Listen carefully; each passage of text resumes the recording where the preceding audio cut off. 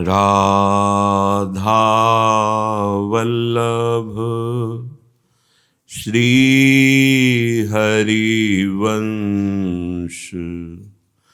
राधा वल्लभ श्री हरिवंश। राधा वल्लभ श्री हरिवंश। राधा वल्लभ श्री हरिवंश। वृंदावनेश्वरी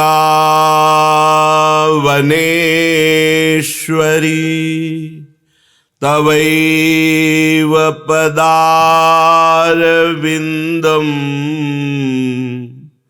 प्रेमामृतैकमकरन्द रसौघपूर्णम्।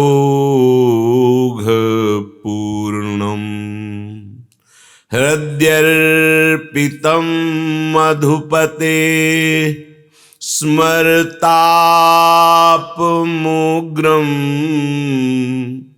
निर्वापयत् परम शीतलमाश्रयामि। निर्वापयत् परम शीतल माश्रयामि। राधा राधा राधा राधा। राधा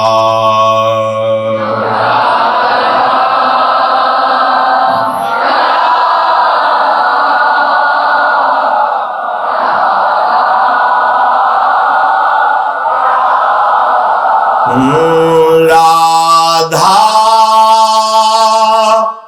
राधा राधा।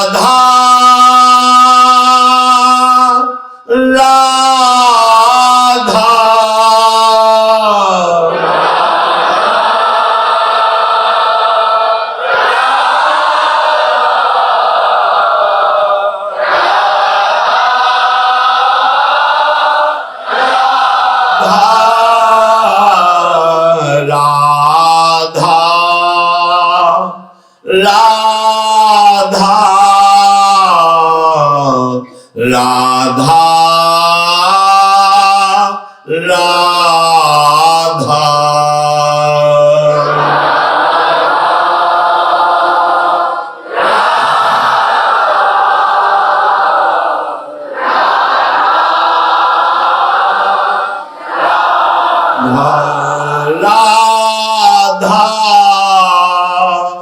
राधा राधा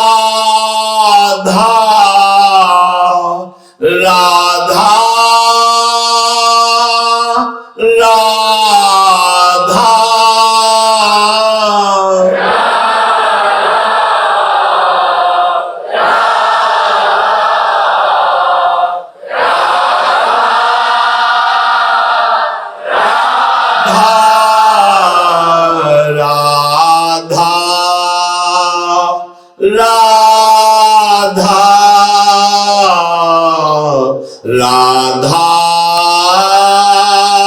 राधा।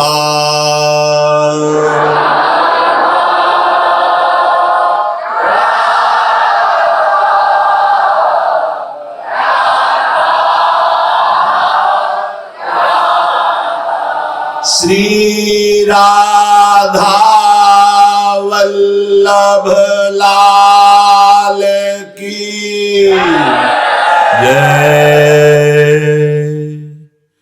परम सच्चिदानंद घन प्रेमानंद स्वरूप नवनिभृत निकुंज महामहिम परम पावन श्री वृंदावन धाम।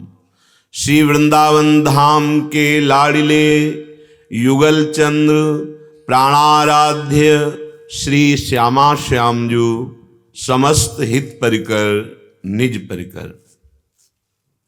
उपासना में उपासक का चित्त प्रारंभ में नहीं लगता, अच्छा नहीं लगता मन को, इंद्रियों को, क्योंकि बहुत काल से ये प्रकृतिजन्य भोगों में सुखानुभूति के लिए भटक रहे हैं, इंद्रियां, मन, बुद्धि। अब इनको आवश्यकता नित्य शाश्वत सुख की है और वो प्रकृति के भोगों में कभी मिल नहीं सकती, इसलिए ये बार बार उधर ही भटक रहे हैं। इनको जब हम प्रभु की तरफ लगाते हैं तो बिल्कुल इनको अच्छा नहीं लगता, न इंद्रियों को, न मन को, न बुद्धि को। अब थोड़ा सा विचार करके देखें कि अगर जिस सुख की खोज कर रहे हैं, अगर ये सुख जहां हम भोगे हैं वहां होता तो हमें तृप्ति हो जाती, पर आज तक नहीं हुई। तो इनको मान जाना चाहिए था, मन और इंद्रियों को, पर ये नहीं मानेंगे। इनका हठीला स्वभाव है, इनको अच्छा नहीं लगता नाम जप करना, भगवत लीला चिंतन करना, भगवत समर्पित परम पवित्र जीवन व्यतीत करना, ये अच्छा नहीं लगता। इनको अच्छा लगता है पापाचरण करना, शब्द स्पर्श रूप रस गंध खूब मनमानी भोग भोगना। ये समझते हैं कि जीवन का यही परम लाभ है, हमें किसी और से कोई हानि नहीं है। ये हमारे मन बुद्धि ही हमारी हानि कर रहे हैं। श्रीपाद प्रबोधानंद जी कह रहे हैं, हे भाई, यदि मनुष्य जीवन का परम लाभ लेना चाहते हो तो मेरी बात पर विचार करना। क्या तुम्हें मृत्यु का पता है कब हो जाएगी? तो अपने उत्तर दे सकते हैं नहीं। तो क्या पता है कि मृत्यु होगी ही नहीं? इसका उत्तर है नहीं, होगी। तो फिर आप कैसे भोगों में रमण करके सुख का अनुभव कर रहे हो? शांत स्वांतमवेहि देहि वचनम देहि स्वहो कामिनी रूपाग्नौ न पतंग वन्नी पतरे चक्षु प्रमादादपि अद्येशो न पतिष्यतोश्च वपुषः पोषाय दोषाकरैः कुर्याः संगम भंगवास नियमो वृंदावने गृहताम। हे भाई, यदि तुम्हें अपने अंत काल का पता नहीं है और अंत शरीर का निश्चित होगा तो तुम ऐसे कैसे अपने समय को नष्ट कर रहे हो? तुम सच्चिदानंद प्रभु का नाम नहीं जप रहे, तुम धर्म से नहीं चल रहे, तुम पापाचरण जो जन्म जन्म महान दुख देगा वो आचरण कर रहे हो, तुम मूढ़ता में अपने दिव्य श्वासों को, दिव्य समय को नष्ट कर रहे हो। तुम्हें पता नहीं है किसी भी क्षण तुम्हारे शरीर का अंत हो सकता है, फिर हमें मानवदेही मिलेगी ऐसा कोई भरोसा नहीं। पता नहीं किस योनि में हमें भेज दिया जाए और उस योनि में ना हम अपनी साधना कर सकते हैं, ना हम अपनी मनमानी कर सकते हैं, ना हम अपने दुख को मिटाने का कोई उपाय कर पाएंगे। इसलिए हे भाई, शांतो स्वांतमवेहि देहि वचनम देहि स्योः कामिनी। तुम ऐसा मान लो कि अगली श्वास हो सकती है अंतिम, तो वो कमाई कर लो जो तुम्हारे साथ जाए। वो है राधा राधा राधा, कृष्ण कृष्ण कृष्ण। यदि नाम जप नहीं है तो तुम्हारी बुद्धि तुम्हारे को पवित्र आदेश नहीं देगी, पवित्र निर्णय नहीं करेगी, पवित्र निश्चय नहीं कर पाएगी। मन सदैव भोगों की तरफ भागता रहता है तो बुद्धि को अपने अधीन करके वो स्वीकृति ले लेता है और बस हमारा पतन ही पतन होता रहता है। हम जान नहीं पाते हैं, फिर सोचते हैं कि भगवान हमको दुख क्यों दे रहे हैं। भगवान तुम्हें दुख क्यों देंगे? भगवान तो सुख समुद्र है। जिन्होंने भगवान को मारने की चेष्टा की उनको परम पद दे दिया, जो भगवान को गाली दे रहे थे उनको परम पद दे दिया। आपको भगवान दुख क्यों देंगे? ये आपकी अज्ञानता है। आपने दुख रूपी फल प्राप्त करने के लिए पाप रूपी बीज बोया, अब उसका पेड़ जगेगा, वो फल तो भोगना पड़ेगा। वो बंबूल और चाहो दाग छोहारा कैसे तुम्हें प्राप्त होगा? श्रीपाद कह रहे हैं ये कामाग्नि तुम्हें जलाकर राख कर देगी। ये जो आपके हृदय में वृत्ति भोगने की है, कामनाओं की, काम कामना वासना, ये तुम्हारा नाश कर देगी। इसको केवल अध्यात्म के द्वारा रोका जा सकता है, अन्य किसी बल से नहीं। यह अध्यात्म बल से ही रुक सकता है। तुम एक बार निश्चय करो कि मुझे सतमार्ग में चलना है, मुझे सत कमाई एकत्रित करनी है, जिससे परमानंद परम सुख प्राप्त होता है। आगे के लिए मत टालो। काल करे सो आज कर, आज करे सो अब, पल में परलय होएगी, बहुरी करोगे कब। जो तुम कल के लिए सोच रहे हो कि अगर हमारा ये काम हो जाएगा, ऐसा ऐसा सब धर्म कर्म पूरा हो जाए फिर भजन करेंगे, नहीं, फिर समय नहीं मिलेगा। माया बहुत विचित्र है, वो फंसाती चली जाएगी। जो काल करना है वो आज करो, जो आज करना है वो अभी करो। राधा राधा राधा मान लो प्रार्थना, कुछ हाथ नहीं लगेगा, शरीर भी यही छूट जाएगा। केवल जो तुमने दुष्कृत और सुकृत, पाप और पुण्य किए वही, और ये भोगते भोगते अनंत जन्म व्यतीत हो गए। हे भाई, इस काम रूपी राक्षस से बचो। यदि ये काम तुम्हारी बुद्धि में सवार हो गया तो तुम्हारा नाश कर देगा, क्योंकि इसके द्वारा ऐसे आचरण बनेंगे जो पाप ही पाप होते हैं। जरा सी कामना में विघ्न पड़ता, भयंकर क्रोध आ जाता है। क्रोध ही स्मृति का अपहरण कर लेता है। क्या करना चाहिए, क्या नहीं करना चाहिए, मेरा उद्देश्य क्या है, मेरा धर्म क्या है, इस स्मृति का लोप हो जाता है। स्मृति लोप होते ही बुद्धि का नाश हो जाता है। बुद्धि का नाश होते ही फिर ऐसे आचरण, ऐसे हिंसा आदि दोष जो जन्म जन्म हमें भोगने पड़ते हैं। कुछ लोगों का कहना है कि हम तो इतने पाप नहीं करते, फिर इतना दुख क्यों भोगने को मिलता है। जन्म जन्मांतरों का इकट्ठा है गोदाम पूरा संचित कर्म, उसमें कुछ शुभ हैं कुछ अशुभ हैं। उसको केवल भगवान भस्म कर सकते हैं। जो भगवान साधना बताते हैं, उपासना बताते हैं, चाहे कर्म योग हो, ज्ञान योग हो या भक्ति योग हो, इन योगों के द्वारा संसार से विमुख होकर, भगवान के सन्मुख होकर, ये निश्चय करके कि अब तक गलती हुई, आगे गलती नहीं होने देंगे, तो भगवान कृपा करते हैं, उन संचित कर्मों को भस्म कर देते हैं। वर्तमान में सत्संग मिलता है, साधु संग से हमारे आचरण पवित्र होने लगते हैं, तो क्रियमाण हमें सुख देने वाले हो जाते हैं, सच्चिदानंद सुख। और हमको भजन से एक बल मिलता है, जिससे हम आए हुए सुख दुख रूपी प्रारब्ध को समान भाव से भोग लेते हैं।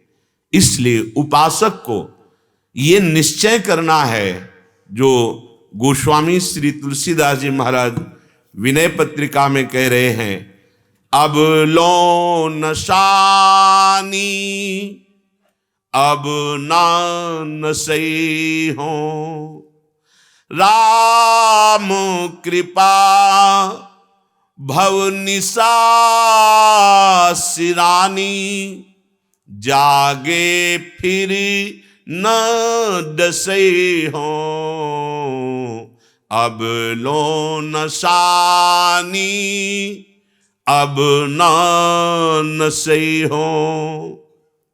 आज तक गलती की, भगवान की कृपा से मुझे सत्संग मिला, तब पता चला कि मैं गलत जा रहा था, मेरी दिशा गलत थी, गलत खान पान, गलत आचरण, गलत चिंतन, अब नहीं करूंगा।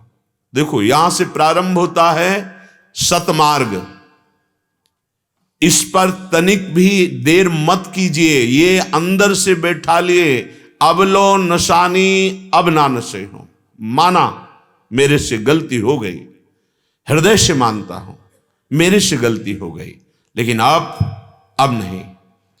और हम आपको सत्य कहते हैं, थोड़ा सा भगवद आश्रय लेने वाले बच्चों में हम ये बात देख रहे हैं। अब लो नशानी अब ना नशे हो, जिनकी नादान अवस्था है, कोई शास्त्रीय ज्ञान नहीं है, सत्संग के प्रभाव से इतना हठीला स्वभाव बना लिया, नहीं चाहिए मुझे संसारिक भोग, मुझे भगवान की प्राप्ति करनी है, मुझे ब्रह्मचर्य रहना है। हृदय अंदर से फूल जाता है। धन्याति धन्य, तुमने संसार चक्र पर विजय प्राप्त करने की ठान ली। पहला कदम तुम्हारा बहुत जोर का। ये गुरुजन जो प्रतिकूल व्यवहार करते हैं, वो केवल आपकी निष्ठा को जागृत करने के लिए। तुम ऐसे महान बनो कि कोई भी तुम्हें भ्रष्ट न कर पावे, परास्त न कर पावे। ये तुम्हारे अंदर ठसक आनी होगी, तुम्हारे अंदर ऐसी बात आनी होगी, अब लो नशानी अब ना नशे हो। इसके लिए चाहे प्राण देना पड़े। तो ध्यान दीजिए, बहुत कीमती श्वासें हैं आपकी।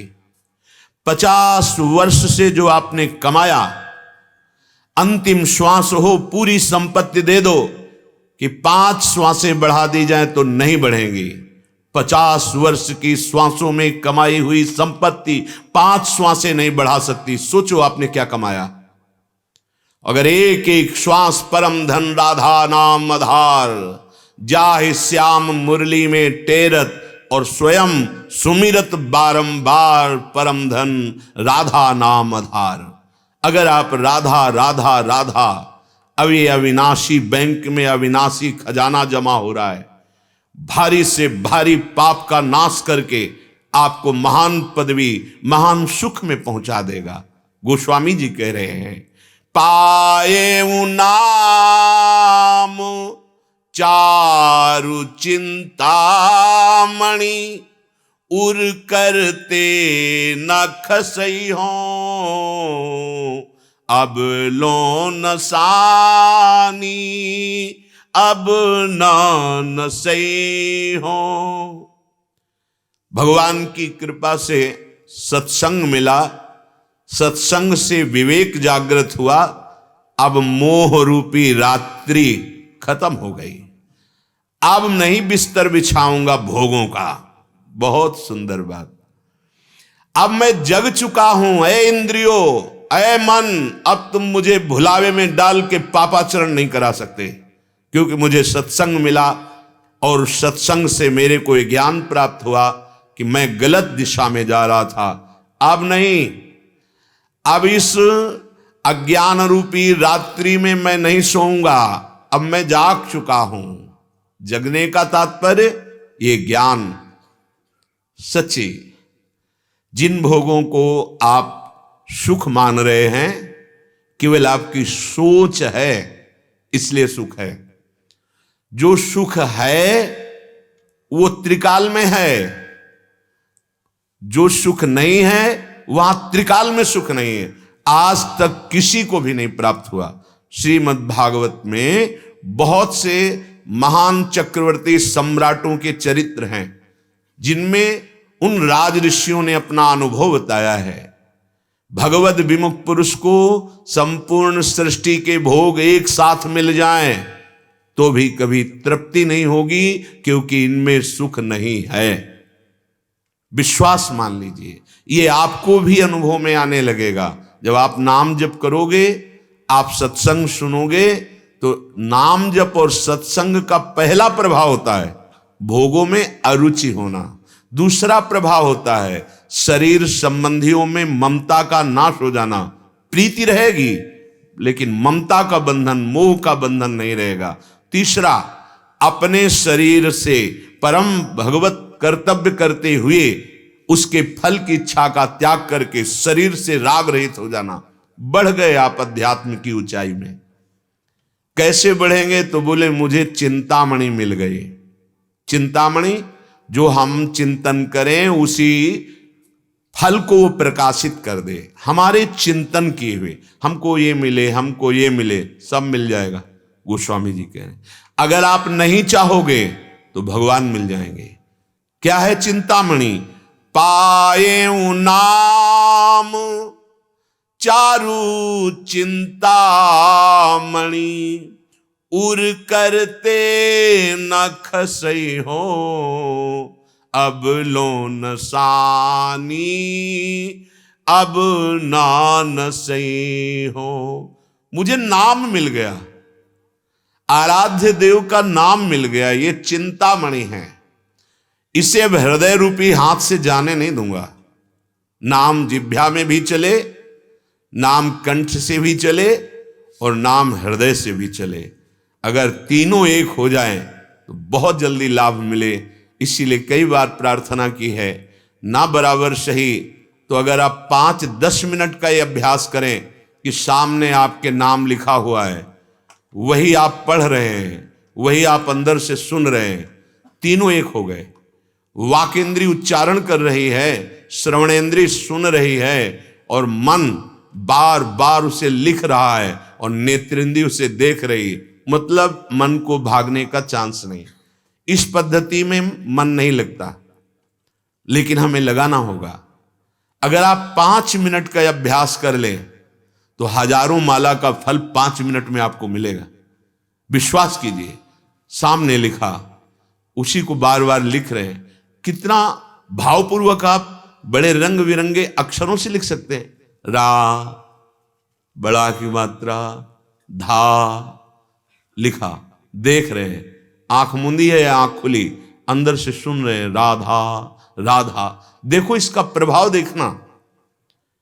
इसमें मन लगता नहीं है, पर आप इसको फुसला कर डांट कर 5 मिनट लगाना शुरू कर दें। हर समय जिह्वा से जपे, पर यह अभ्यास कुछ मिनट अगर करना शुरू करें तो आपका मन वश में होने लगेगा। आपका मन जो विषयों की तरफ भागता है वो थोड़ा स्थिर होने लगेगा। जिह्वा से जब हम नाम निरंतर रटते हैं तो इससे हमारा प्राणायाम भी हो जाता है।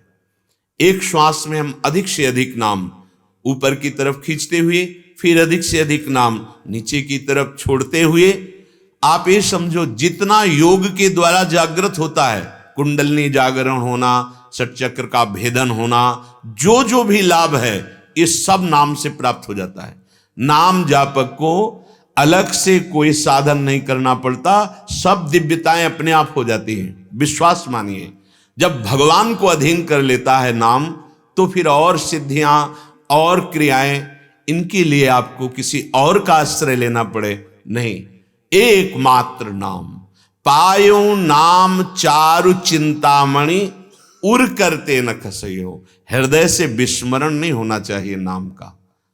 बहुत जल्दी आप दुख से, संसार चक्र से, जन्म मरण के भय से मुक्त हो जाएंगे। नहीं, बहुत बहुत दुख है। अभी आप अज्ञान में हैं, इसलिए आपको दिखाई नहीं दे रहा। जहां शरीर को पाप कर्मों का दंड भोगने का समय आया, फिर कोई साथ देने वाला नहीं। वो कर्म आपको महान दुखी कर देगा। अभी अवसर है। यदि शरीर स्वस्थ है, बुद्धि काम कर रही है, इंद्रियां चल रही हैं, तो अभी साधन कर लो, आगे साधन नहीं होगा।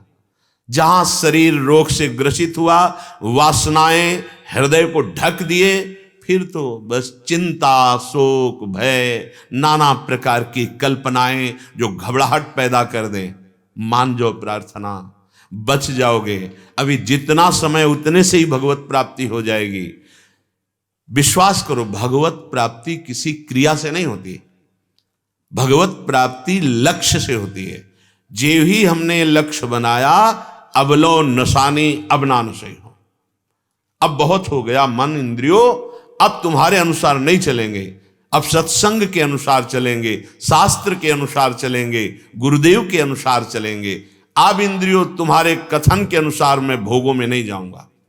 बहुत बड़ा आप में बल है। आप अपने बल को भूल चुके हुए हैं। जैसे महाबली हनुमान जी को नहीं था कि आपको अपने बल का स्मरण नहीं रहेगा, जब कोई आपको अपने बल का स्मरण दिलाएगा तब आपको। वैसे ही तुम भगवान के अंश हो, माया ने तुम्हारे बल का विस्मरण करा दिया है। तुम इन काम क्रोध के अधीन होकर ऐसे ऐसे आचरण करते जा रहे हो जिनमें और निर्बल और दुख और चिंता शोक मिले। तुम ऐसे नहीं हो। सच्ची तुम्हें कोई परास्त नहीं कर सकता, ऐसे तुम हो। अविनाशी चैतन्य घन निर्विकार महासुख रूप हो तुम। अपने को भूलकर शरीर मानकर मन इंद्रियों की सलाह के अनुसार भोगों में ये तुम्हारी दुर्गति हो गई है। मुझे अब भगवान के पावन नाम के प्रभाव से बिल्कुल परास्त नहीं होना है। ये मन है, बहुत विचित्र है। थोड़ी देर आपको ये ऐसा लगेगा कि बस में हो गया, बहुत सुलझ कर चलने की बातें हैं। थोड़ा मन शांत हो गया तो आपको लगा हम विजयी हो गए। नहीं नहीं, वो नीचे पड़ा हुआ दांव लगा रहा है कि अब किस दांव से इसको पछाड़ूं। होश में अगर काम शांत है, क्रोध थोड़ा शांत है, तो विजयी मत मान लेना अपने आप को। वो बहुत प्रवीण है। आपको लगेगा मैंने गिरा दिया, ऊपर मैं बैठा हुआ हूं, अब ये परास्त हो गया। नहीं नहीं, वो केवल अपने बल का संग्रह करके तुम्हें दांव में फांस के गिराने की चेष्टा वो सोच रहा है। जब तक जीवन है तब तक कभी ऐसा मत मान लेना कि मैं काम विजयी हो गया, मैं क्रोध विजयी हो गया। शांत हैं। देखो देवर्षि नारद भगवान के अवतार, उन्होंने लीला करके बताया है। कोई भी ऐसा हमारे अंदर सद्गुण आ रहा है, कोई भी ऐसी दिव्यता आ रही है, छुपा लो, वो भगवान की कृपा से है। उसको अहम में मत आने दो कि मैं विजयी हो रहा हूं, मैं सद्गुणी हो रहा हूं। तो जहां मैं सद्गुणी हो रहा हूं तो सबसे बड़ा दुर्गुण मैं, और उसमें सारे दोष वास करते हैं। श्याम रूप सुचि रुचिर कसोटी, चित कंचन ही कसई हो। जब हृदय से नाम जप होता है तो भगवान का रूप प्रकाशित हो जाता है। आज तक कोई स्याही सृष्टि में नहीं बनी जो भगवान के रूप की रचना कर सके। जब कण कण में है तो हर रूप में भगवान, इसलिए स्वीकार। जो श्यामता है, जो प्रियाजू का पीता रुण क्षय मनंत तडिल लता भाम। एक बिजली को, प्राकृतिक को आप उतार नहीं सकते स्याही में। जो वास्तविक बिजली का रूप है, कोई ऐसी स्याही नहीं, जबकि प्राकृतिक है। अनंत बिजलियां एक साथ चिदानंद उदय हों, तब प्यारी जू की कांति जो है श्रीअंग की, वो कैसे कोई स्याही है ऐसी कि गौरांगी प्रिया के गोरे श्रीअंग की रचना नहीं है। देवलोक भूलोक रसातल सुनि कवि कुल मत डरिए। पाछे न होती अबहू हूं, आगे हूं न हुए है, यह गति अद्भुत रूप की और है। वो रूप नाम दिखाता, नाम दर्शन कराता है। राधा राधा राधा, कृष्ण कृष्ण कृष्ण, वो नाम ऐसे रूप प्रकाशित कर देगा। गोस्वामी जी कह रहे हैं, जब हृदय से नाम जप करोगे तो रूप प्रकाशित। ये रूप है कसौटी। जैसे सोना कितना शुद्ध है, एक कसौटी पे कसा जाता है, ऐसे तुम्हारे हृदय में हृदय विहारी भगवान प्रकाशित हुए कि नहीं। नारायण या गौर श्याम को हृदय निकुंज बसइए। आंख खुली है या मुंदी हुई है, बस नक्शिख लो अंग अंग माधुरी, इसी का अवलोकन हो रहा। नाम चल रहा, रूप का चिंतन हो रहा। ये साधना की कसौटी है उपासक की। अब उस कसौटी में अपने चित्त को कसूंगा, अर्थात चित्त सदैव प्रभु के रूप ध्यान में। बहुत ध्यान देने योग्य विषय है। जब हम नाम जप करते हैं और हृदय से ध्यान नहीं, न नाम का न रूप का, तो हृदय खाली होता है, वो भागता है मन विषयों में। आप अंदर से देख लेना। इसीलिए जहां नाम आया है वहीं ध्यान आया है। जहां भी महापुरुषों ने आदेश किया, जैसे हरिवंश महाप्रभु आदेश कर रहे हैं, सब सो हित निष्काम मति श्री वृंदावन विश्राम, श्री राधा वल्लभ लाल को हृदय ध्यान मुख नाम। दोनों जब एकाकार होते हैं तब जीवत्व भाव नष्ट हो जाता है। अभी हमारा हृदय स्वतंत्र है, अंतःकरण जो मन आ रहा है वो सोच रहा है, जो इंद्रियां चाहती वो सोच रही, और जिह्वा से नाम जप कर रहे हैं। मंगल है, पर कसौटी पे जैसे सोना खरा निकले, तो हृदय की कसौटी ये है कि कभी भी नाम का ध्यान या प्रभु के रूप का ध्यान हृदय से ना छूटे और जिह्वा से नाम चले।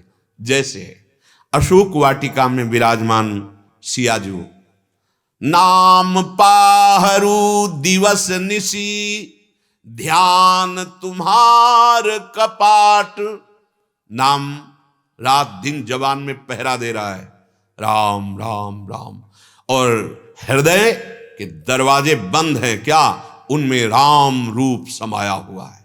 हृदय में ध्यान, मुख में नाम।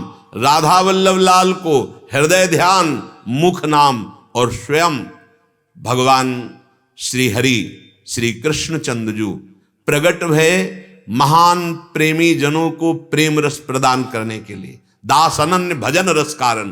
कैसे ये प्रेम प्राप्त होता है? तो देखो प्रभु, जपत हरि विवश तव नाम प्रतिपद विमल, और मनसी तव ध्यान ते निमिष नहीं टरिबो। आप विचार करके देखिए, जिह्वा से राधा राधा रट रहे और हृदय से श्री प्रियाजू का ध्यान कर रहे, लालजू महाराज और लाडली जू। श्यामेति सुंदर वरेति मनोहरेति कंदर्प कोटि ललितेति सुनागरेति। श्याम सुंदर, श्याम सुंदर, हृदय से लालजू का चिंतन। अतिशय प्रीति हुती अंतर्गति, अंतर्गति हृदय, हृदय से लालजू का ध्यान और जिह्वा से लालजू का नाम, और लालजू जिह्वा से राधा नाम, हृदय से ध्यान। तो उपासक राधा वल्लभ लाल को जुगल नाम जिह्वा पे और हृदय में उनका ध्यान। प्रिया प्रीतम समाये हुए हैं राधा नाम में।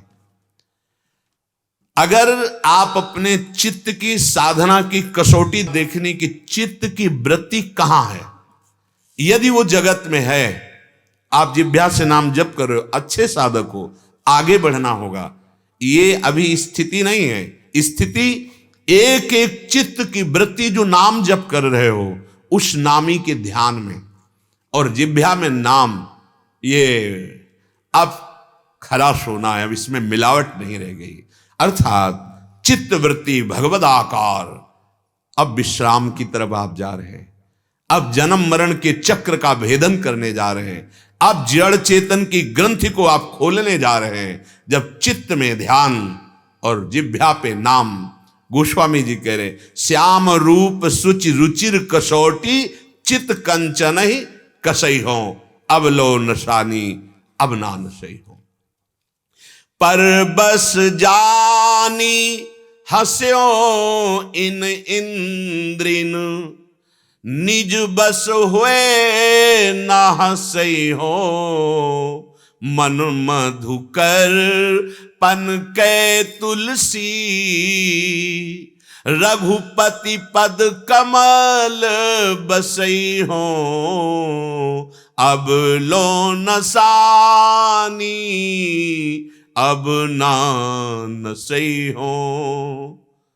बहुत हो गया, अय इंद्रियों तुमने बहुत मेरा मजाक बना दिया। ऐसा ही है। हे, इस मन ने दुर्गति कर दी, तुम्हें कैसे बताओ। आप देख लो, अरे सच्चिदानंद का अंश होकर मारा घूम रहा है विषयों के लिए। ऐसे निंदनीय कर्म बन जाते हैं कि अपना मन ही ग्लानि से युक्त हो जाता है। तो ऐसा लगता है अब जीना बेकार है। ऐसे उसी मन ने ऐसे इंद्रियों के साथ मिलकर कर्म करवा दिए कि मन ग्लानि से युक्त है, धिक्कार है तुम्हें, ऐसा होने लगता है। अब अपना मजाक मत उड़वाओ। ये मन और इंद्रियों ने मजाक कालिक पुतवादी चेहरे पे, मानो जीवन दिव्य रस के लिए मिला था, ऐसे आचरण हो जाते कि जिंदगी पूरी ऐसी। हृदय कहने लगता है नष्ट कर दो इस शरीर को। कितने लोग ऐसे बोले आके। आपसे जब आचरण बिगड़ जाएंगे तो कोई और नष्ट करने के लिए समर्थ नहीं है आपको। आपका मन, आपकी बुद्धि, जिसने सलाह देकर आपसे गलत कर्म करवाए, वही आपका नाश कर देंगे। विश्वास मानिए, दूसरे किसी के सामर्थ्य नहीं कि हमें थोड़ा भी दुख दे सके। हमारा कर्म ही उसकी बुद्धि में बैठकर हमें दंड देता है। अगर कर्म हमारा ऐसा नहीं है तो को न काहू के सुख दुख कर दाता। कोई भी हमको सुखी या दुखी नहीं कर सकता, हमारा कर्म है। गोस्वामी जी कह रहे हैं अब इंद्रियों के अधीन होकर बहुत हंसी करवा ली, अब नहीं होगा। ये इंद्रियां हमारी दुर्गति करे हैं। मन को पकड़ करके साथ जहां मन आया, जैसे मन आया वैसे तो बहुत बहादुर बनते हैं, बड़े डींग हाँकते हैं अपने लोग, हम बलवान, लेकिन काम गुलाम किए हुए हैं। कैसे देखो ना, अंदर से क्रोध अधीन किए हुए हैं। मोह मानो हमको जाल में फांस लिया है। अहंकार हर समय जलाता रहता है। विचार में दोष अहंकार, क्रियाओं में अहंकार, वार्ता में अहंकार, ये हमें जला रहा है। मत्सरता ईर्ष्या हमें जलाए दे रही है। आप थोड़ा तो सोचो। गोस्वामी जी कह रहे हैं अब नहीं। क्यों अब नहीं? क्योंकि अब मुझे नाम बल मिल गया है। श्री हरिवंश नाम बल लहो, अपने मन भाई सब कहो, रहो शरण हरिवंश की। अब नहीं। तो गोस्वामी जी का ऐसा हो गया, हमारा तो नहीं हुआ ना। आप भी नाम जप करके देखिए। नाम जप जितना आप बढ़ाते चले जाएंगे, उतना ही संसार से वैराग्य, स्वरूप का ज्ञान और भगवत चरणारविंद में प्रेम एक साथ तीनों बढ़ते हैं। एक नाम लिया, उसका प्रभाव हुआ। पर बहुत जन्मों से प्रभु से हम बिछुड़े हुए, नाना प्रकार के, कुछ पुण्य कर्म किए, कुछ पाप कर्म किए, जब तक उन दोनों का समन नहीं होगा तब तक आनंद नहीं प्रकट होता। शुभ अशुभ दुर्ग विध्वंस बल तब जयति जयति जग उच्चरे। नाम के प्रभाव से शुभ अशुभ दोनों का जब नाश हो जाता है तब परमानंद हृदय में स्फुरित होता है। अब हमने अपने मन रूपी भौरे को, जो संसार के बनावटी फूलों में पराग ढूंढ रहा था, अब नहीं। अब तो प्रभु श्री हरि के चरण कमल रूपी प्रेम का पराग अब मेरा मन मधुकर पान करेगा। अब इसको छूट नहीं देंगे। अगर आप छूट नहीं देंगे तो मन कुछ नहीं कर सकता। पर ये इतना चतुर शिरोमणि है कि हमको ऐसे फंसा लेता है कि हम उस समय निर्णय नहीं कर पाते कि ये मेरी मांग है कि मन की मांग है। और उस मन की मांग को अपनी मांग बना, जो ही बनाया, बस अब तुम्हारा ज्ञान विज्ञान कुछ काम नहीं करेगा, वो अपनी मनमानी करा के रहेगा। उस समय एक ही कार्य हो सकता है, भगवान से प्रार्थना करो कि हे हरिजू। गोस्वामी जी कह रहे कि हरिजू मेरो मन हठ न तजे। प्रभु ये बड़ा हठीला है, मैं इसे नहीं रोक पा रहा हूं। मेरो मन हरिजू हठ न तजे। प्रार्थना में बड़ी अपार सामर्थ्य है। जब सब ऋषि मुनि पृथ्वी गौ का रूप धारण करके भगवान शंकर ब्रह्मादि एक साथ मिलकर प्रार्थना करते तो भगवान का अवतार हो जाता है। अगर आप प्रार्थना करेंगे तो आपको बल मिलेगा। प्रार्थना में बड़ी सामर्थ्य है, पर आर्त भाव से होनी चाहिए और पूर्ण तन्मयता से होनी चाहिए। भाव नहीं है यदि, तो वो पुकार ही प्रभु तक नहीं पहुंचेगी। और भाव है तो वाणी से बोलो या ना बोलो, जहां आपकी परावाणी स्फुरित होती वहीं भगवान बैठे सुन रहे हैं। आर्त भाव से यदि प्रार्थना की जाए, जैसे गोस्वामी जी कह रहे हैं, मेरो मन हरिजू हठ ना तजे। बहुत हठीला है, सच्ची। ठान ले तो चाहे जितना ज्ञान विज्ञान उस समय वर्णन करो, नहीं ये सब गलत है, चलते उसी उधर जाओगे जहां गलत है। आप कहोगे गलत है, नहीं करना चाहिए, वहीं पहुंचा देगा जबरदस्ती, वो आपको भ्रष्ट कर देगा। भ्रष्ट का तात्पर्य होता है सतमार्ग के विरुद्ध आचरण। नाम जप में बड़ी सामर्थ्य है। यदि आपका वैसा भी नाम बल नहीं प्रकाशित हुआ तो आप प्रार्थना करो प्रियालाल से एकांत में, बहुत बल मिलेगा। अपने लोगों को जीवन में यही भरोसा रहा है, यही बल रहा है। सबको रोना पड़ता है, पक्का समझ लीजिए। इस मार्ग में सबको एक बार प्रार्थना करनी पड़ती है, चाहे वो गुरु से या भगवान से, एक ही बात है, रोना पड़ता है अंदर से। बिन रोए किन पाइया प्रेम प्यारा मीत, गोस्वामी जी कह रहे, नाथ मैंने बहुत सिखाया इसको मन को, निशिदिन नाथ देव सीख बहु विधि, ये करत स्वभाव निजय, मेरो मन हरिजू हठ न तजय। रात दिन इससे शास्त्र की बातें सिखाते हैं। भगवान ने गीता जी में कहा है, भागवत में ये कहा है, उपनिषद में ये कहा है, सुनेगा चलेगा अपनी ही चाल है, ऐसा ही है बहुत। बस ये समझ लीजिए जंगली बैल है एकदम, ये बिना नाथ का। जंगली इसलिए कि उसमें नाथ नहीं पड़ी, नाथ वाला तो शासन में रहता है। ये जंगली बैल की तरह मन है, जिधर मुंह उठाया भाग पड़ा, साधक पछताता रह जाता है। और अगर इसको रोका जा सकता है तो नाम जप और भगवत प्रार्थना। बहुत कृपालु भगवान है। आज तक देखा है जहां ये लग रहा है कि अब हमसे नहीं बनेगा, वहां ऐसे हो करके तो बना बनाया दिखाई। कई बार ऐसा देखा गया है कि मैं हार रहा हूं, तत्काल एक प्रकाश हुआ और मार्ग दिखाई दिया, यहां कदम रखो, यहां से चलो। अंदर से जुड़े रहो प्रभु से, अंदर से बात करो प्रभु से, वो संभालेंगे। गोस्वामी जी कह रहे हैं, रात दिन निस्दिन नाथ देव सिख बहुविधि। शास्त्रों को जो हमने पढ़ा, उसमें जो सूत्र पाए, सत्संग में जो सुना, उसमें जो युक्तियां पाई, वो लगा रहा हूं। लेकिन करत स्वभाव निजय, ये अपनी चंचलता नहीं छोड़ता, ये उधर ही जा रहा है बार बार भोगों की तरफ। कैसे?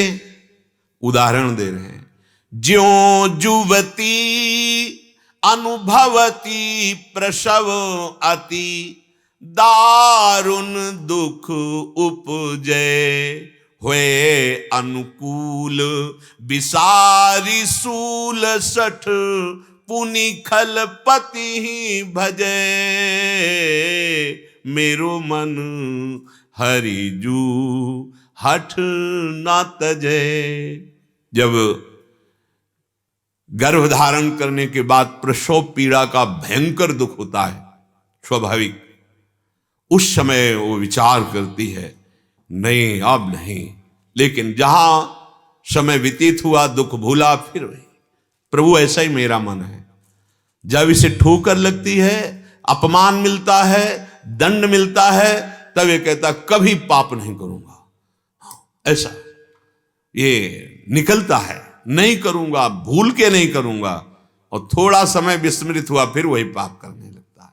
बड़ा हठीला स्वभाव मन का है। नाथ इसकी दशा ये है, लोलुप भ्रम ग्रह पशु ज्यो जहां तहां, सिर पद त्राण बजय, तदपि अधम विचरत ते ही मार्ग, कबहू न मूण लजय, मेरो मन हरिजू हठ न तजय।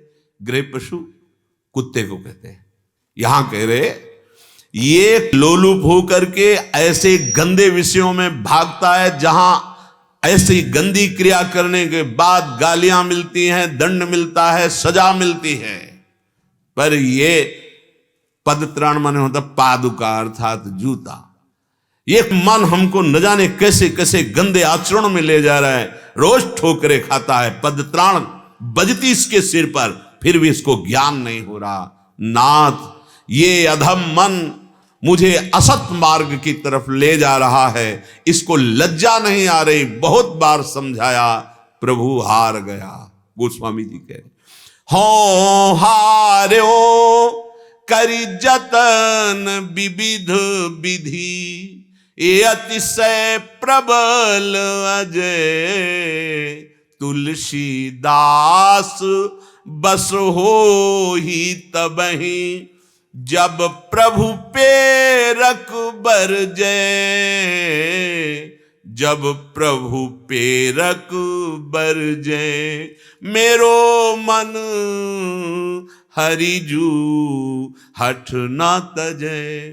गोस्वामी जी कह रहे, अब तो मैं हार गया, बहुत प्रयास करके देखा, लेकिन मन जहां लगना चाहिए बराबर वहां नहीं लग रहा। प्रभु ये बहुत प्रबल है। अब एक बात समझ में आई कि मैं हार करके आत्मसमर्पण करता हूं आपको, आपकी शरण में आ गया हूं।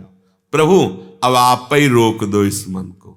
सच्ची मानो, एक मुस्कान में मन चकनाचूर हो जाएगा, पंग हो जाएगा। इसकी ताकत नहीं है कि एक सेकंड के लिए कहीं जा सके। जैसे गीले गुड़ में चींटा फंस जाए, अब वो ज्यादा उपाय करेगा, टांग टूटेगी, निकल नहीं सकता वो। जैसे दूबरी गाय दलदल में फंस जाए, ऐसे ये मन भगवत प्रेम में जब फंस जाता है। इसीलिए भगवान ने गीता जी में कहा, मामेव ये प्रपद्यन्ते माया में ताम तरन्ते थे, मेरी शरण में आ गया, माया से पार हो गया। इसीलिए दो निष्ठाओं का वर्णन पीछे सुना, सांख्य योग ज्ञान निष्ठा और योगियों में कर्मयोग निष्ठा। लेकिन ये भगवन निष्ठा, ये कृपा का मार्ग है। एक बार पूज्यपाद श्री उड़िया बाबा जी महाराज हमारे ब्रजमंडल के महान रस में डूबे हुए पूज्य पंडित बाबा, उनके पास गए, पंडित रामकृष्ण बाबा, उनसे मिलने के लिए गए। बाबा ने देखा ब्रह्माकार वृत्ति हर समय उड़िया बाबा की रहती थी, और प्रियालाल के प्रेम में हर समय डूबे रहते थे बाबा, पंडित बाबा। दोनों महापुरुष अपनी अपने मार्ग की ऊंचाई पर गए, बैठ गए। चर्चा होगी जब महापुरुष मिलेंगे। तो पंडित बाबा से पूछा कि वस्तु की प्राप्ति का क्या उपाय है। सूर्या बाबा ने कहा, बोले आप ही बताओ महाराज, क्योंकि जो भक्त होता है वो दैन्य होता है, चाहे जितनी ऊंचाई में हो, जितना ऊंचा होगा उतना ही दैन्य होगा। उन्होंने कहा, हम तो यही समझा अपनी इंद्रियों को जीत कर, मन को जीत कर अपने स्वरूप में स्थित हो जाए। बोले लगता है बाबा गंगा किनारे से आए हो। बोले हाँ, आए तो गंगा किनारे से। बोले वृंदावन धाम है, यहां तो सिर्फ कृपा काम करती है। बाबा ने कहा यहां सिर्फ कृपा काम करती है। रो रो करके प्रियालाल से कृपा की याचना करे और वो स्वयं मन में आके बैठ जाए, वो बुद्धि में आके बैठ जाए, वो चित्त में आके बैठ जाए, वो अहम में आके बैठ जाए। यहां वस्तु की प्राप्ति ऐसे होती है। देखो, एक ज्ञान की चरम सीमा में पहुंचे हुए महापुरुष और एक प्रेम मार्ग में। ये जो प्रेम मार्ग है, इसमें आंख मूंद के दौड़ने पर भी गिरने का भय नहीं, क्योंकि ऐसे भगवान रखते हैं। अगर हमसे चूक हो जाती है तो हमारे स्वामी हैं, वो हमें संभाल लेंगे। लेकिन अभी पीछे आपने सुना कर्मयोग, ज्ञान योग, इनमें साधक जो करेगा उसका फल मिलेगा। इसमें है कि जैसे गोदनामा, कमाई 1 रुपए की नहीं हुई और पूरी अरबों की संपत्ति उसके नाम हो गई, क्योंकि उसने उनको स्वीकार कर लिया, गोदनामा में ले लिया। शरणागति का मतलब है पूर्ण समर्पण। इसी से भगवान संपूर्ण ज्ञान, वैराग्य, भक्ति, ऐश्वर्य, माधुर्य सब कुछ उसके हृदय में प्रकाशित कर देते हैं। ये बहुत एकांतिक मार्ग है, ये बड़ी कृपा से प्राप्त होता है, क्योंकि कृपा का मार्ग है।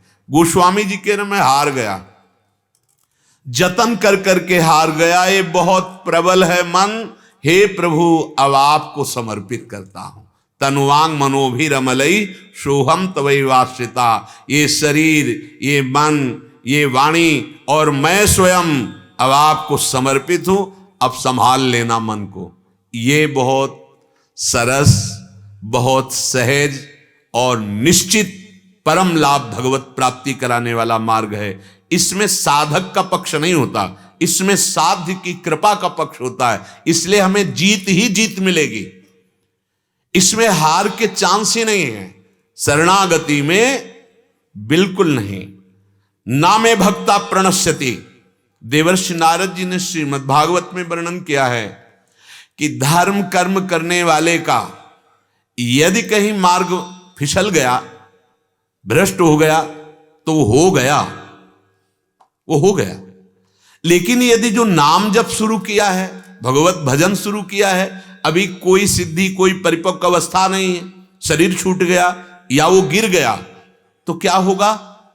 बोले श्रीमान कुलवानों के यहां उसको जन्म होगा, वो ऐसे कर्म या अन्य साधनों को करने वाले की तरह भ्रष्ट या पतित नहीं हो जाएगा, उसको ऐसा अवसर मिलेगा जहां से भजन रुका था वहीं से भजन प्रारंभ होगा और वो निश्चित परिपक्व अवस्था को प्राप्त हो जाएगा। जैसे श्री भरत जी महाराज से चूक हो गई, हिरण में ममता कर बैठे, भगवत भाव नहीं किया, तो हिरण की ममता कारण हिरण बने, लेकिन हिरण बन करके क्या किया? आप भागवत में पढ़ के देख लो, उसी गंड की नदी में शरीर को खड़ा किया और वही मंत्र जो जपते थे, उसी मंत्र और नाम का जप करते हुए हरी घास भी चरने से अब डर लगने लगा कि कहीं ममता ना हो जाए। तो अगला जन्म किनका हुआ?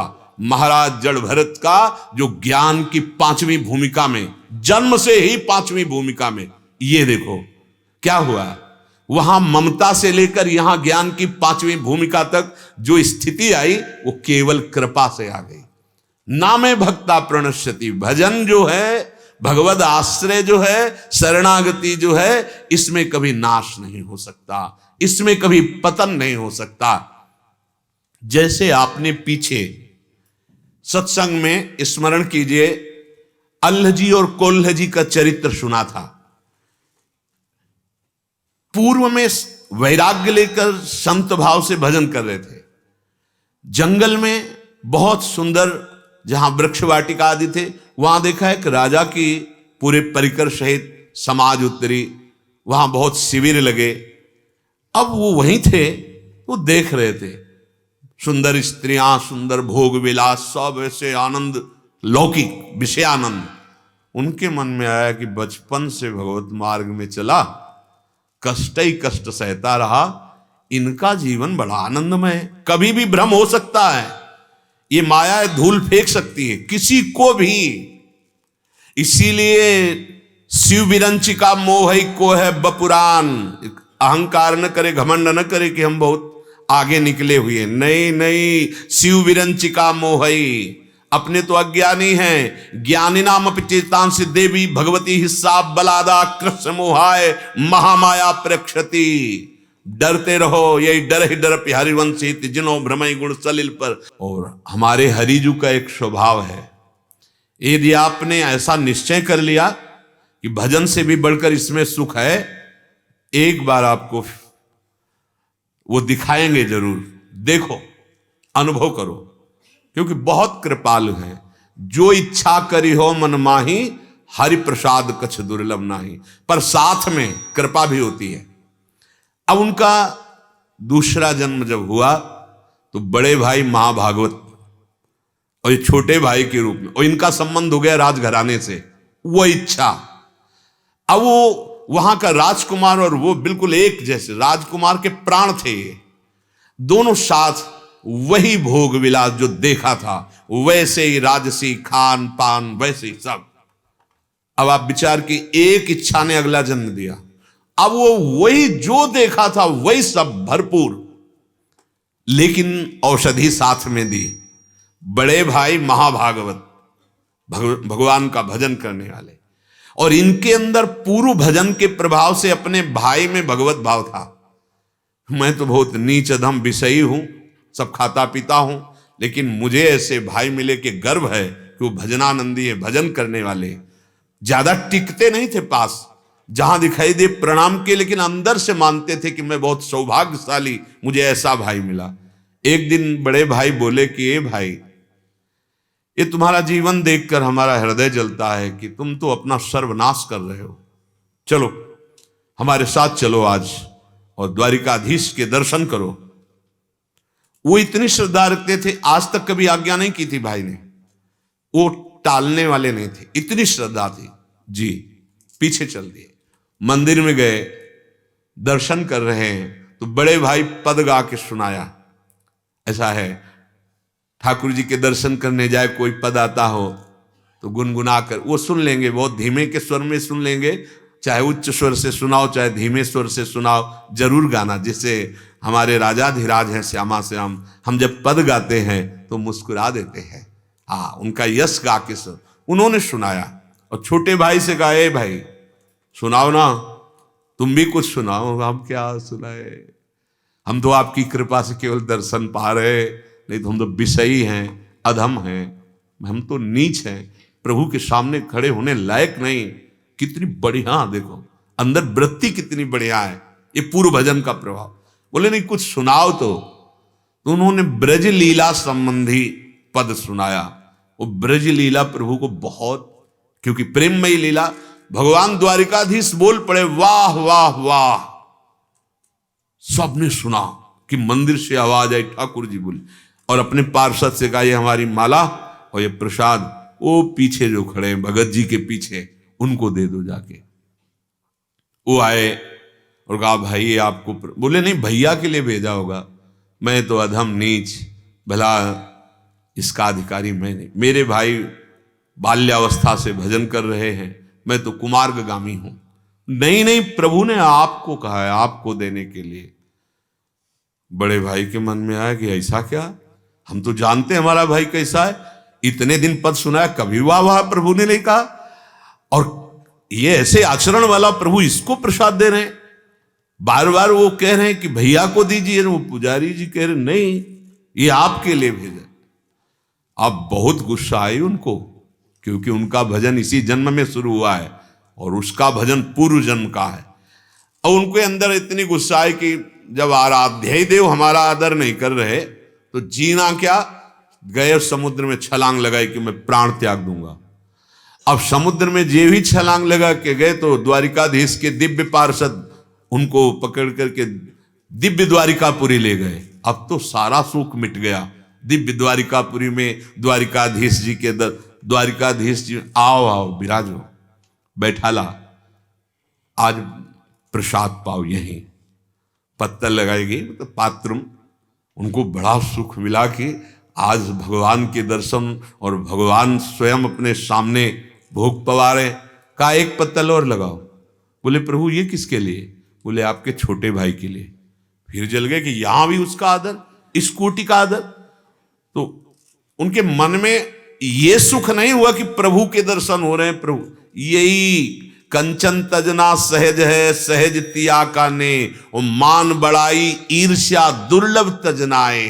बड़ा कठिन होता है ईर्ष्या का त्याग, मान बड़ाई का त्याग करना। भगवान ने उनको बताया, तुम क्या समझते हो, अपने को भजनानंदी मानते हो? अरे इस जन्म में तुमने भजन प्रारंभ किया, उसको जानते हो? वो मेरा परम प्रिय भक्त है। उसके हृदय में एक इच्छा आ गई थी, राज वैभव के भोगों को देखकर ऐसा लगा कि भजन से बढ़कर इसमें सुख है। वही दिखाने के लिए हमने उसको राज परिवार से संबंधित करके दिखाया, लेकिन वो ऐसा नहीं, बहुत श्रेष्ठ भजनानंदी है। अब उनको ये ज्ञान हुआ कि मैं जिसको समझ रहा था आचरणहीन है। नामे भक्ता प्रणश्यति, आपने 100 बार नाम लिया है तो अब 101 से शुरू होगा, 99 से नहीं। ये भजन कभी नष्ट होने वाला नहीं। इसीलिए आत्मसमर्पण प्रभु को, उनके नाम का निरंतर जप, उनके भरोसे में इससे बड़ा कोई साधन नहीं है। भगवान करुणा करके अर्जुन जी को उपदेश कर रहे हैं, जो अपना है, अपने में है, अभी है, उसकी प्राप्ति में कोई कठिनता नहीं है। ध्यान दीजिए, कल चर्चा हुई थी, किसी को बुरा नहीं समझना, किसी का बुरा नहीं चाहना, किसी का बुरा नहीं करना, प्रारंभ हो गया अध्यात्म मार्ग।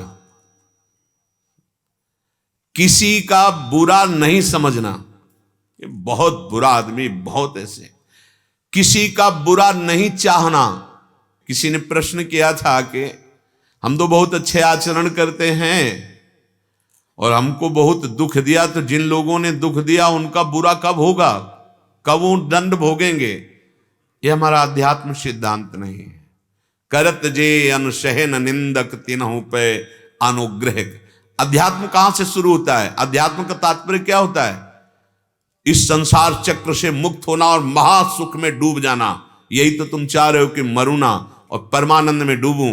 यह अध्यात्म आपको प्रदान करेगा। प्रकृति से आपको ऐसी स्थिति प्राप्त होने वाली नहीं, चाहे असंख्यों रुपया जमा कर लो, सोने चांदी के भवन भर लो, फिर भी भय, चिंता, शोक और मृत्यु, इससे तुम्हें कोई नहीं बचा सकता। इसे बचा सकता है तो अध्यात्म। शुरुआत कहां से होती है? किसी को बुरा ना समझे, किसी का बुरा ना चाहे, किसी का बुरा ना करे, तो आरंभ हो गया मार्ग, भगवत मार्ग। जब हम कहते हैं भगवत प्राप्ति बहुत सहज है, तो लोग कहने लगते हैं कि ये तो भगवत प्राप्ति को ऐसा वर्णन करते हैं, बहुत सहज। अरे बहुत कठिन है भगवत प्राप्ति। फिर समझिए, जो अपना है, जो अपने में है, जो अभी है, उसकी प्राप्ति में कोई देरी नहीं प्यारे। जो अपना नहीं है, जो अपने में नहीं है, जो अभी नहीं है, वर्तमान में भी, क्योंकि ये परिवर्तनशील है। ये शरीर, ये संसार, ये भोग ना पहले थे ना बाद में रहेंगे, तो बीच में केवल भास रहे, हर समय नष्ट हो रहा है। इनकी आसक्ति छोड़ना कठिन है, भगवत प्राप्ति कठिन नहीं है। विश्वास मान लीजिए, ये अध्यात्म परमार्थ की बात कह रहा हूं। भगवान की प्राप्ति कठिन नहीं है, इस संसार शरीर के राग को मिटाना कठिन है। इसीलिए परिणाम को कह दिया जाता है भगवत प्राप्ति कठिन है। लेकिन ऐसा कहने से एक निराशा पैदा होती है कि भगवत प्राप्ति बहुत कठिन, हम तो गृहस्थ हैं, हम तो अमुक हैं, हम भगवत प्राप्ति कहां, ये तो योगी मुनियों के लिए। नहीं, भ्रम में मत रहना। यहां है, अपने हैं, परम प्यार करने वाले प्रभु मुझे बहुत प्यार करते हैं, उनकी प्राप्ति के लिए दुर्लभता मत लाइए। संसार का राग छोड़ना, जो भगवान कह रहे हैं, सबकी ममता ताग बटोरी, मम पद मन ही बांध बरडोरी, ये बहुत कठिन है। घर परिवार छोड़ दिया, वेश परिवर्तन कर लिया, सब कुछ ठीक है, लेकिन शरीर का राग नहीं छोड़ पा रहे। इंद्रियों का भोगों से संबंध छोड़ दिया, पर उसमें सुख है ये भाव नहीं छोड़ पा रहे। अब भगवत प्राप्ति कठिन है। अगर कहीं गुरु कृपा से ये राग मिट जाए, हमारा चिंतन ठीक हो जाए, तो आप खुद देखेंगे कि मंद मंद मुस्कुराते हुए ये श्यामा श्याम यहीं बैठे हैं, यहीं हृदय देश में ही हैं। बस आवश्यकता है सब संबंधों की, हाँ, जो वृत्तियां हैं उनको समेट ली जाए। सबकी ममता ताग बटोरी, मम पद मन ही बांध बर डोरी। एक अहमता ममता ये जग में दुखदाई, ये जब श्री जी की ओर लगे तो होत परम सुखदाई। जहां हमारा अहम श्री जी के चरणों में समर्पित हुआ और हमारा प्यार ममता लाडली जी के नाम रूप चरणारविंद से हुई, उसी क्षण किसी से प्रश्न नहीं करना पड़ेगा, स्वामिनी जो स्वयं प्रकाशित हो जाती है। श्री राधिका स्फुरत में हृदय केल सिंधु, हृदय रूपी सिंधु में ही वो अपनी केली का विस्तार कर देती है, लीला का विस्तार कर देती है। भगवत प्राप्ति बहुत ध्यान से सुनोगे तो आप समझ पाओगे, नहीं तो संशय हो जाएगा। कुछ करने से नहीं होती। अब प्रायः सिद्धांत में ही वर्णन होता है, ये करो ये करो ये करो तो भगवत प्राप्ति हो जाएगी। तो क्या वो झूठे हैं? नहीं, परम सत्य है। भगवत प्राप्ति कुछ करने से नहीं होती। तो फिर इसका भाव क्या है? एक जगह वर्णन किया जाता है ये करो ये करो ये करो, ये ना करो ये ना करो ये ना करो, तो ऐसा आप चलोगे तो आपको भगवत प्राप्ति हो जाएगी। और एक जगह यहां कहा जा रहा है कि भगवत प्राप्ति किसी क्रिया से नहीं होती, क्योंकि क्रिया प्रारंभ होती है और अंत होती है। तो प्रारंभ और अंत वाली क्रिया से अनंत महिमाशाली अनादि प्रभु का कैसे अनुभव हो जाएगा? फिर क्या रहस्य है? रहस्य आंतरिक ये है, यदि आप साधना नहीं करोगे तो करने का वेग है, वो आपसे करवाएगा। साधन नहीं होगा तो आपसे पाप करवाएगा, अधर्म करवाएगा। जैसे जैसे अधर्म पाप होगा आपका हृदय मलिन होता चला जाएगा। हृदय का मतलब दर्पण, शीशा। शीशे के ऊपर जितनी गंदगी लगती चली जाएगी आप देख ही नहीं पाएंगे अपने स्वरूप को, जान ही नहीं पाएंगे। अगर शीशा साफ हो तो एक सेकंड में ऐसे देखते ही दिखाई देता है रूप कैसा। ऐसे हृदय रूपी दर्पण साफ होगा तो आपको दिखाई देगा कि प्रभु विराजमान है, हृदय में प्रभु विराजमान है। जितना हमारा सुंदर साधन होगा उतना ही असाधन हमसे छूट जाएगा। असाधन जहां छूटा और साधन बिल्कुल शास्त्र प्रमाणित हुआ तो उसी प्रकाश में आप देख पाएंगे अहंकार सकिल गया प्रभु के चरणों में। गंदा मलिन हृदय होने के कारण अहंकार रहता है।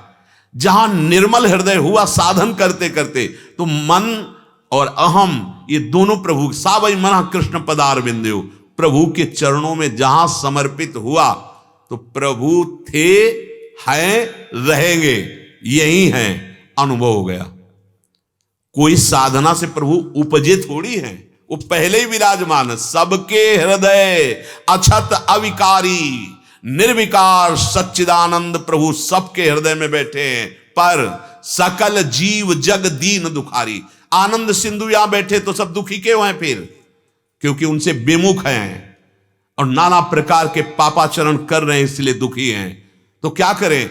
अब साधन करो जिससे पापाचरण न होने पावे। तो साधन करने से निर्मलता हुई तो जैसे शांत और निर्मल जल के नीचे क्या है दिखाई देता है, ऐसे ही हृदय में ही हृदय विहारी प्रभु का साक्षात्कार हो जाता है। तो साधना से प्रभु कोई प्रकट थोड़ी हुई है, वो तो पहले ही थे, अब भी हैं, आगे रहेंगे। साधन से मलिनता नष्ट होती है, प्रभु तो है, उनका अनुभव हो जाता है। ये देहाभिमान को पुष्ट करने वाला होगा कि मैं अमुक साधना करके भगवत प्राप्ति कर लूंगा। नहीं, साधना होती है साधन को मिटाने के लिए, पापाचरण को नष्ट करने के लिए।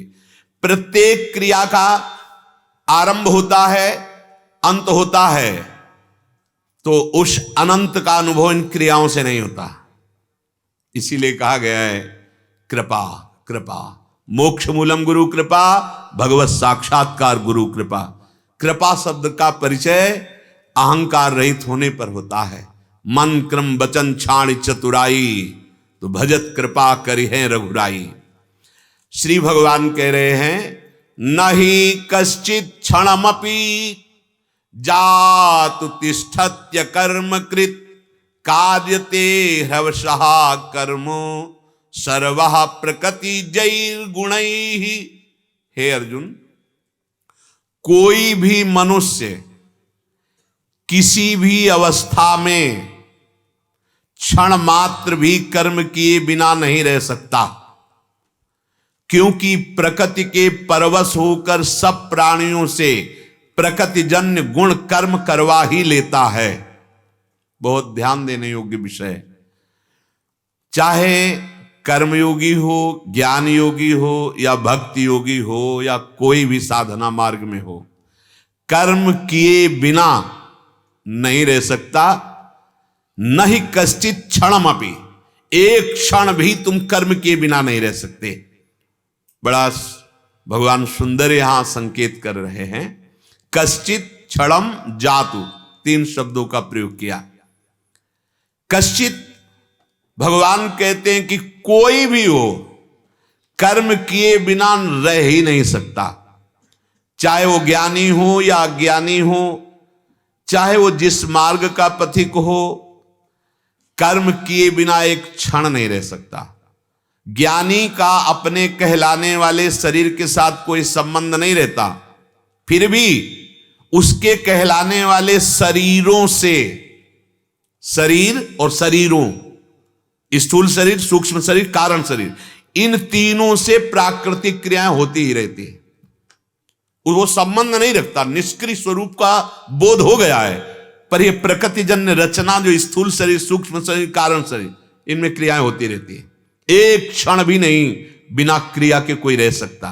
क्षणम, भगवान कहते हैं कि जैसे प्रगट में हरदम कर्म हो रहा है, तो उसमें मान रहे हैं कि हमसे कर्म हो रहा है, पर जब हम कर्म नहीं कर रहे होते तब भी कर्म हो रहा है। एक क्षण के लिए भी आप शांत नहीं हैं। देखो आपका मन चल रहा है, आप हाथ पैर ऐसे रखे बैठे हैं, आप लेटे हैं, आप सोच रहे हैं कि मैं कोई कर्म नहीं कर रहा इसलिए इस समय अक्रिय हूं। नहीं नहीं, आप क्रियावान हैं। आपका मन देखिए, आपकी बुद्धि देखिए, आपका चित्त देखिए, आपकी इंद्रियां देखिए। स्थूल शरीर क्रिया से रुका हुआ दिखाई दे रहा है, लेकिन हरकतें हो रही हैं शरीर में, चेष्टाएं अंदर अंतःकरण में। बहुत सुंदर बात। इसी क्रिया को अगर सार्थक कर ले तो अपने अक्रिय स्वरूप को जान जाएगा, निर्विकार स्वरूप को जान जाएगा।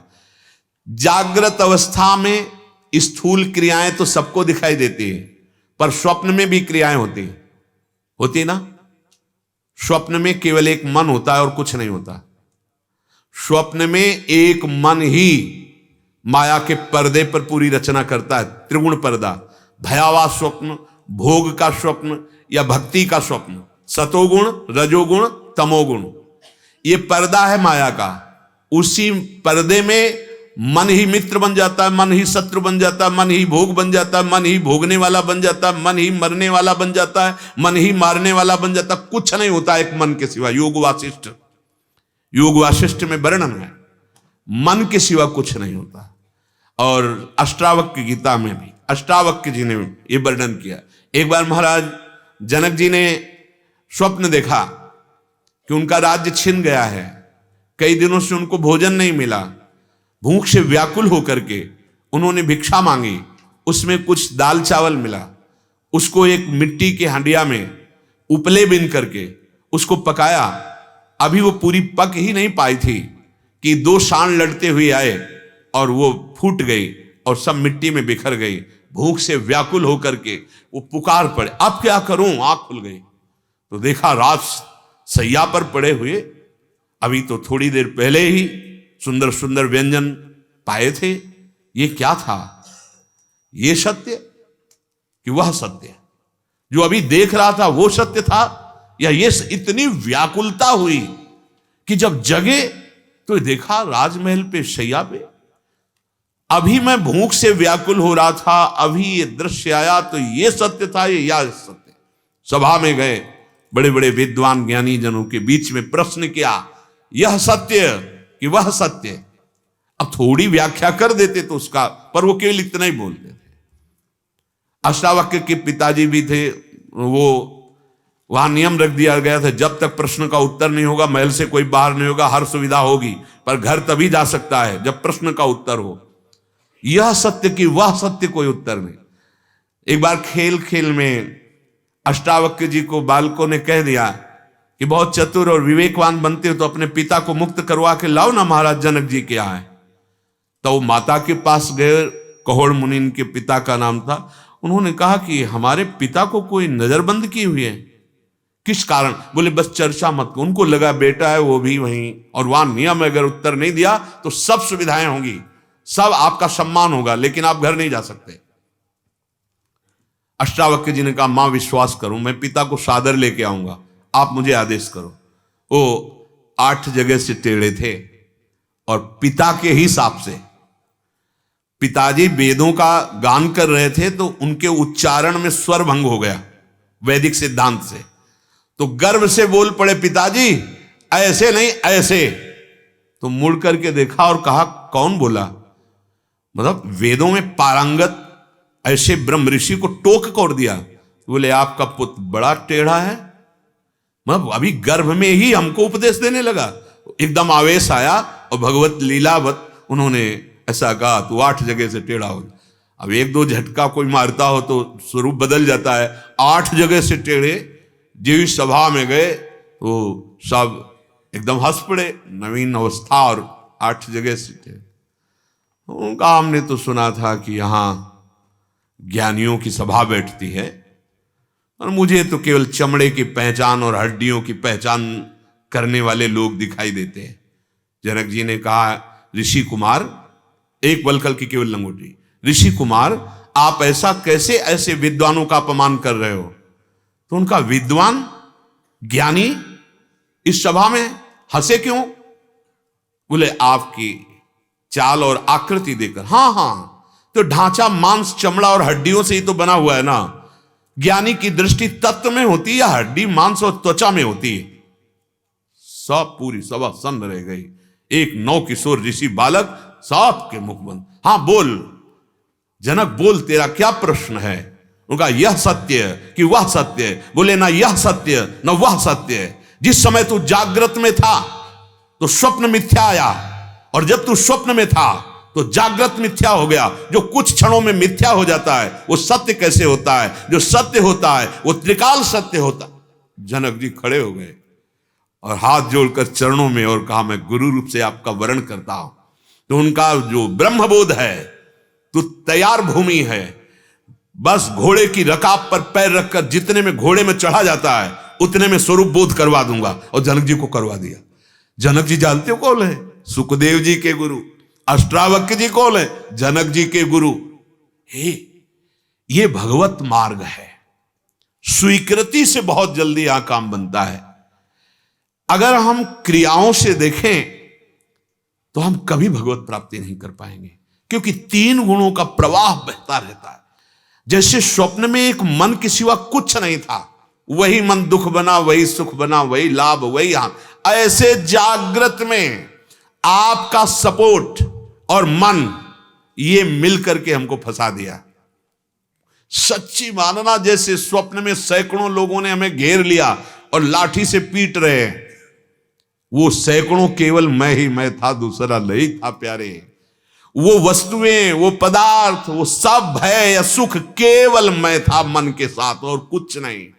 ऐसे ही अंतःकरण का अहम धर्म, देहाभिमान और मन ये मिलकर पूरी सृष्टि का भान करा रहे हैं। सत्य कह रहा हूं, यदि जागृत हो जाओ अभी ज्ञान में, तो जो भगवान अर्जुन को कहते मत्तः परतरम नान्यत् किंचिदस्ति धनंजय, मेरे सिवा कोई और नहीं, वासुदेवा सर्वमिति, वही आपको दिखाई देने लगेगा जो गोपीजनों ने देखा। जित देखूं तित श्याममयी। तो भगवान कह रहे हैं कि सुषुप्ति में भी क्रिया होती रहती है। जैसे कल चर्चा में कहा था, आप सोच सकते हैं गाढ़ नींद में क्या क्रिया हो रही है? हम अक्रिय है नहीं। ये कहते हैं ना कि आपने यार जगा दिया कच्ची नींद में, अब अच्छा नहीं लगा हमको, मतलब क्रिया हो रही थी। अभी कच्ची नींद का मतलब अभी नींद परिपक्व नहीं हुई थी, तो क्रिया अगर नहीं हो रही तो परिपक्व कैसे हो जाती? वो जागृत कैसे हो सकता है अगर उसमें क्रिया ना होती? बोले मूर्छा में भी क्रिया होती है। अगर मूर्छा में चेतनात्मक क्रिया ना होती तो जागृत ही नहीं होता। कोई भी एक क्षण भी कर्म किए बिना नहीं रह सकता। श्री भगवान कह रहे हैं अवसाहा, प्रकृति से बला जबरदस्ती उसमें क्रियाएं होती रहती है। प्रकृति अवसाह, प्रकृति के परवश होकर कर्म होते ही रहते हैं। और प्रकृति 3 गुणों से युक्त है, कभी तमोगुण, कभी रजोगुण, कभी सतोगुण। इसलिए कभी भयानक पाप बनता है, कभी थोड़ा पुण्य बन जाता है, कभी थोड़ा भक्ति का भाव आने लगता है, कभी फिर वही भोगों का भाव, वही राक्षस। ये क्रम चल रहा है, क्रम। इसी से मुक्त होने के लिए मानव देह मिला है, इसी जाल से मुक्त होने के लिए। त्रैगुण्य विषया वेदा निस्त्रिगुण्य भवार्जुन। त्रिगुणातीत है प्रभु का नाम, प्रभु की लीला, प्रभु का रूप, प्रभु की सेवा। ये जो आप कर रहे हैं ना, ये त्रिगुण के अंतर्गत नहीं है, शुभ अशुभ कर्म नहीं है, ये भागवतिक कर्म है। ये भगवान को वश में करने वाला है। जैसे नाम जप कर रहे है तो क्रिया भी, जिह्वा से जप रहे, शरीर से सेवा कर रहे, मन से बार बार चिंतन कर रहे, ये आपको भगवत प्राप्ति कराएगी। ये गुण धर्म के अंतर्गत नहीं है।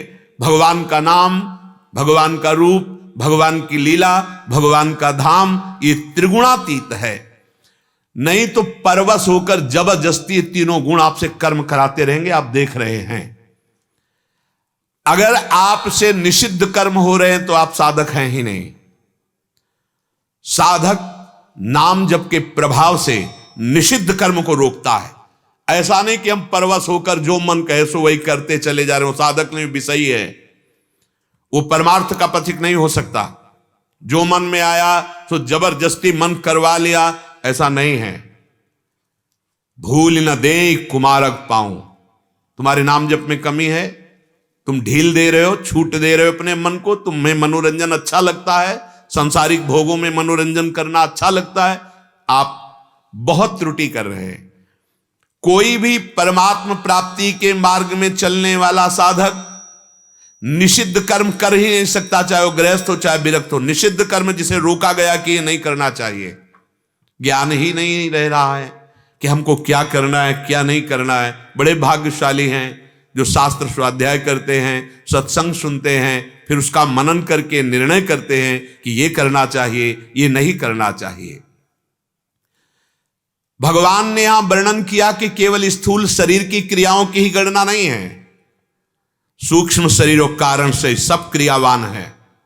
बचना है, बहुत बढ़िया अवसर मिल गया है। शारीरिक वाचिक मानसिक जितनी क्रियाएं हैं, अगर वो भगवत विमुख है तो सब फंसाने वाली हैं, सब दुख देने वाली हैं। इसलिए शरीर को, मन को, वाणी को, स्वयं को प्रियाजू के चरणों में अर्पित कर दो। जो भी कर्म करो प्रियाजू को समर्पण कर दो। राधा राधा राधा वो हमें बचा लेंगे। तेसाम अहम समुद्धरता मृत्यु संसार सागरात, बचा लेंगे युगल सरकार। नहीं, कोई बचाने वाला नहीं।